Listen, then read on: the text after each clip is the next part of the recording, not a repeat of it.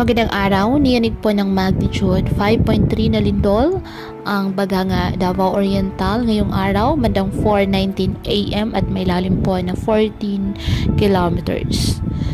Ayon sa FIVOLS, naitala po ang intensity 2 sa City of Bislig, Surigao del Sur, intensity 1 sa City of Tandag, Surigao del Sur, City of Cabadbaran, Agusan del Norte. Habang magnitude 5.1 na lindol naman yumanig bandang 5:39 AM sa Baganga, Davao Oriental, at intensity 1 itala muli sa City of Bislig at Surigao del Sur. Intensity 1 na Bunturan, Davao de Oro. At ang nasabing lindol ay may lalim po na 4 kilometers.